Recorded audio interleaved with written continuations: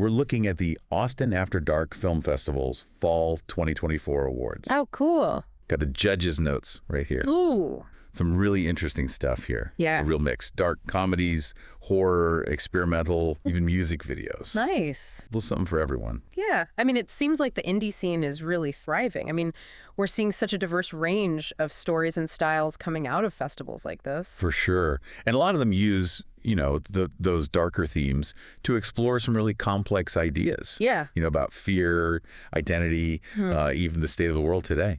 It's almost like with all the craziness going on in the world, people are kind of drawn to those darker stories, maybe as a way to process it all. So first up, Best Cinematography, Frogman V. So the judges were really impressed with the style. They said it had this kind of nostalgic, almost VHS kind of feel. And the story itself is about this girl. She sees the VHS cover of Frogman V. Okay. And it just triggers all this anxiety about growing up, about leaving childhood behind. Oh, I see. So they use that kind of grainy retro aesthetic to enhance that feeling of fear and uncertainty. The judges actually said it reminded them of those classic 80s horror films where the lo-fi quality almost made it creepier. Yeah. Like it adds to the whole atmosphere, you're actually watching something forbidden. Right, exactly. Okay, so moving on to Best Comedy Film. This one went to Miscellaneous Thom. Miscellaneous Thom. Okay, it's about this babysitting gig. Yeah. But the kid turns out to be this super famous TikTok star. Oh, wow. With a penchant for unpredictable behavior. Sounds like a recipe for disaster and a lot of laughs. And the director actually mentioned it was loosely based on a real incident involving Andy Kaufman. No way. Yeah. That's awesome. So what did the judges have to say? They were raving about the lead actress's performance, and they said the humor was spot on, especially there's a certain sex scene that they thought was particularly memorable. Ooh, spicy. Definitely adding that one to the watch list. Okay, now for Best Comedy Microfilm, we have Bored to Death. Bored to Death. This one is pure absurdity. Two soldiers, just bored out of their minds, accidentally thwart an enemy attack. How do they manage that? With some, let's say, less than strategic rifle fire. Oh, wow. Yeah, the director's a big fan of that, run and gun filmmaking style. He cited shows like Red V's Blue as an influence. That's awesome. I love that show. Yeah, so the judges, they loved the over-the-top acting, the costumes, the props. They said it all came together to create this, really hilarious, chaotic world. Okay, let's get a little darker now. Brett was a FK. Won Best Dark Comedy Film. Interesting title. So picture this, a Yale secret society reunion. Someone ends up dead. Of course. It wouldn't be a dark comedy without a little murder. Right. And this police officer shows up, and she's basically thrust into this whole murder mystery. Where everyone's a suspect. The judges were really impressed by the technical aspects of this one, the directing, the cinematography, the lighting. They said it created this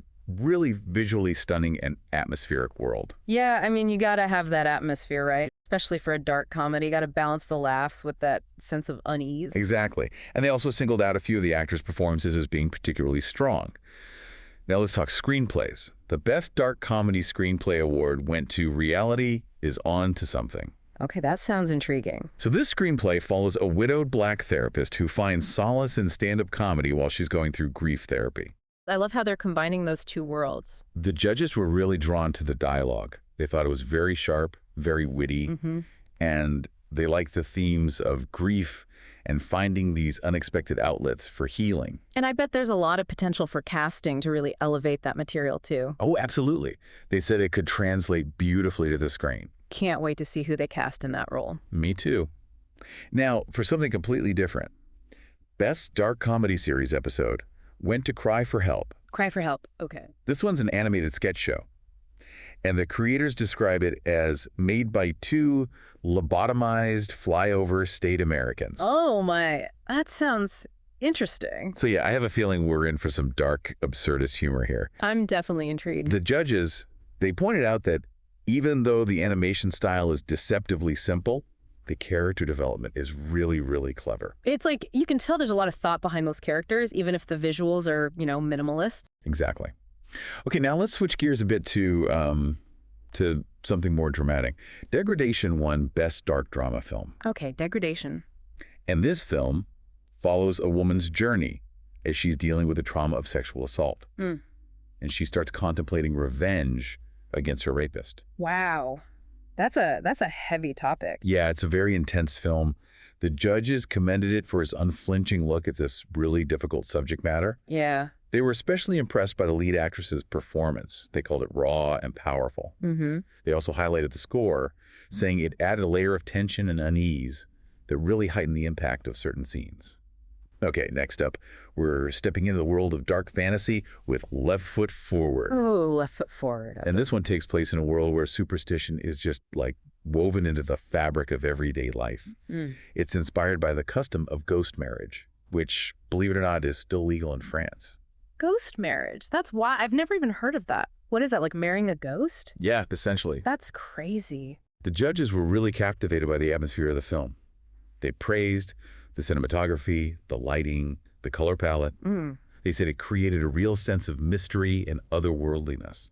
All right, time for a film that sounds like an emotional roller coaster. Everything is Melting won the Best Director Award. Everything is melting. Okay. This one follows a group of friends. They go to extreme lengths to try to help one of their own get over a heartbreak. Oh, we've all been there. Right? Trying to help a friend through a breakup. It's like a mission. For sure. So the judges were really blown away by the director's vision and execution. They thought the storyline was captivating. They praised the attention to detail, the seamless editing, and they were especially impressed with the lead actress. They said she gave a breakout performance. That's awesome. I love when new talent emerges like that. All right, let's talk about Morning Travis, which took home the award for Best Drama Film. Young woman wants to get back at her ex-boyfriend for posting nude photos of her online. Oof, revenge plots can get messy. They do. Yeah. And then a hitman enters the picture, which really complicates things. The judges loved the chemistry between the two lead actors, said it was a really captivating exploration of revenge and, the consequences of our actions in this digital age. That makes sense with everything being online these days. It's like our digital footprint can come back to haunt us. Absolutely. Okay, let's wrap up this first batch of winners. Bloodlust won Best Drama Screenplay. Bloodlust, huh? That sounds interesting. It's about a vampire navigating the modern dating scene, encountering all those red flags. The writer, actually, she's a trans woman from Texas. Okay. And she drew inspiration from her own experiences, comparing the secrecies surrounding vampire identity, to the challenges of navigating the trans dating experience. Wow, that's a really interesting parallel. I love how they're using genre to explore these deeper themes of identity and acceptance. So, what stands out to you so far? I'm really struck by the diversity. I mean, you've got everything from like these super low budget microfilms to these really polished high concept productions. And the stories themselves are all over the map too. It's really cool to see that kind of range and experimentation. There's so much creativity and passion out there, and it's inspiring to see these filmmakers pushing boundaries and telling stories that are both entertaining and meaningful, and we've only just scratched the surface. There's so much more to explore. All right, back to the awards. Yeah, let's get back to it. Okay, so this one really impressed the judges with its editing. Jack-o'-lantern. Jack-o'-lantern. Yep, Best Editing Award. And it takes a classic horror trope, carving pumpkins, but makes it really unsettling.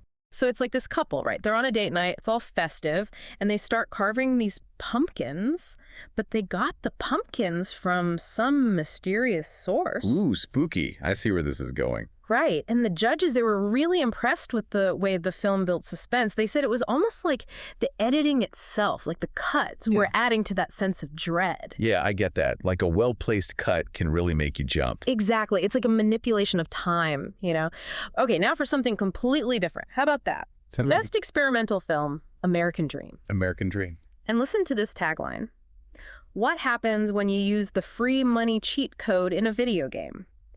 Usually I have a lot of fun for about 10 minutes and then I get bored. Okay, that's pretty deep. Right. And the film itself really delves into like wish fulfillment and the consequences. Interesting. The judges loved it. They were really impressed with the director's vision and the score. They said it was perfect, really captured the whole emotional journey of the main character. Oh, and get this. They shot it on actual film. Wow, that's dedication. Right. Like in this day and age, to go back to film, that's a statement. Okay, are you ready for some horror comedy? Always. Craigslist Santa. Craigslist Santa. Yeah, best horror comedy film. Okay, tell me more. All right.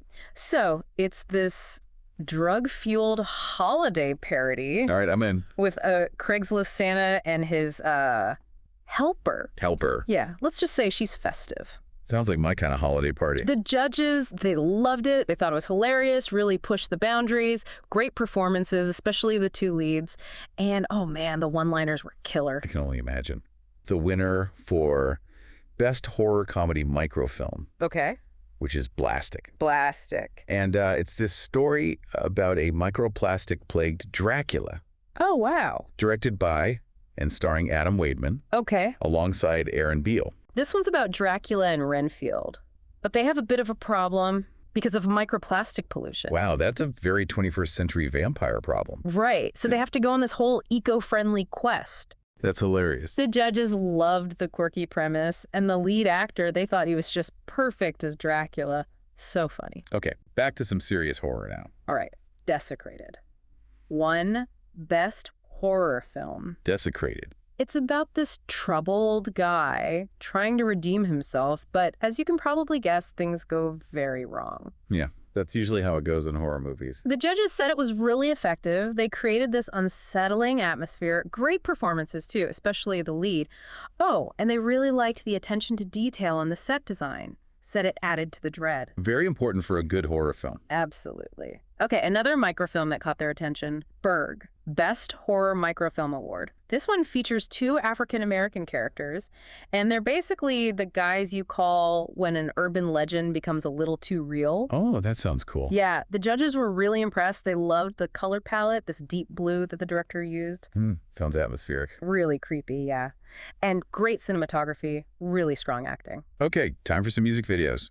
Yes, Cage, Best Horror Music Video Award. It's about this woman who wants to be famous, but her pursuit of fame, well, it leads to some pretty horrific consequences. Classic horror story. Right, and the music video itself, the judges were just blown away. They loved the visuals, the costumes, the lighting, the cinematography, the everything. It's like a visual feast. Totally. All right, let's go international now. Bill won Best International Director. Dark comedy about a woman who's just pushed to her limit by her husband. He's constantly insulting her, belittling her. And the director said he was really inspired by, that whole societal thing of female empowerment versus the reality of male dominance, which, that's something that resonates across cultures. Absolutely.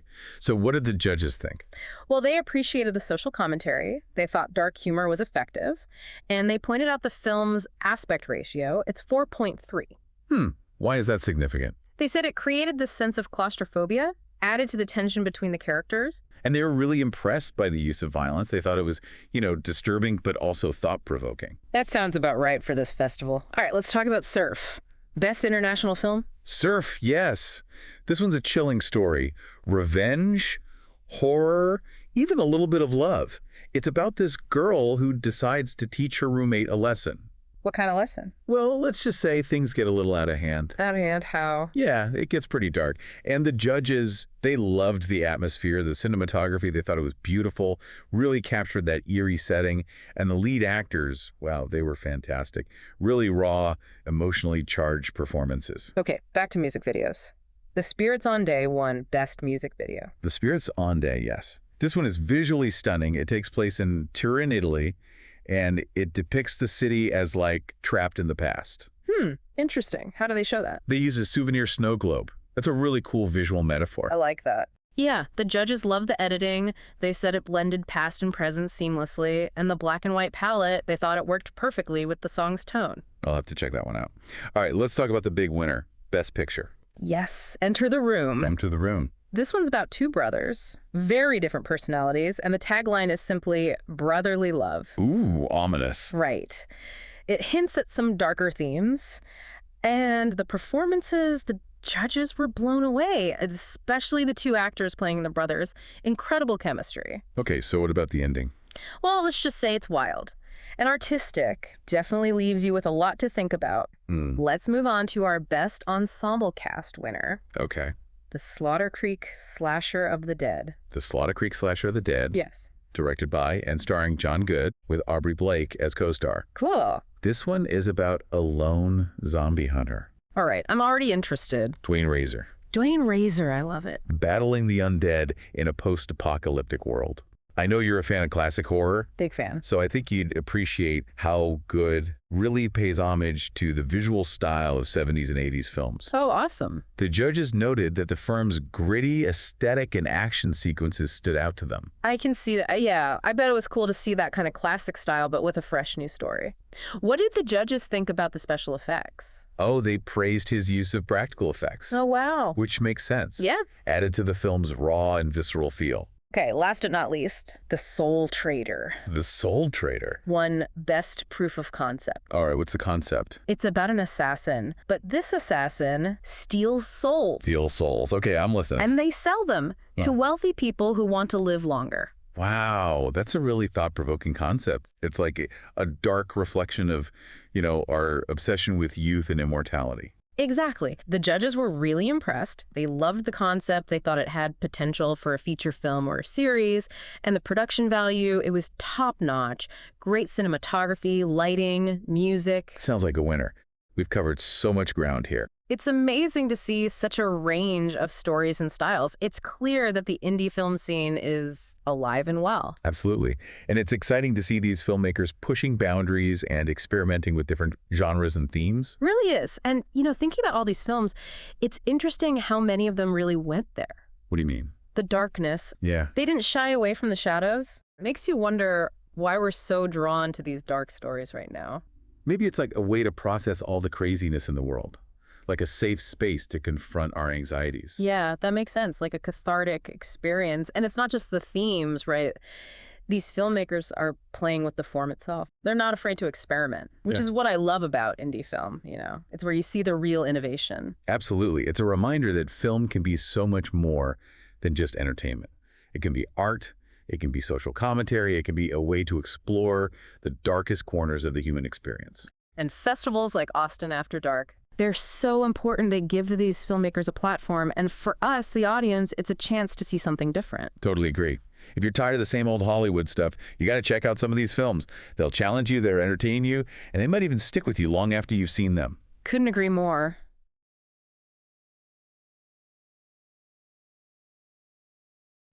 Are you submitting your creative work to film festivals? There are small details that could potentially be the difference between getting selected or rejected on the film festival circuit. Hi, this is Michael Fair, and I've been a film festival director for more than 15 years. I've reviewed thousands of submissions. Would you like me to show you how to present your work in a way that every film festival director loves to see?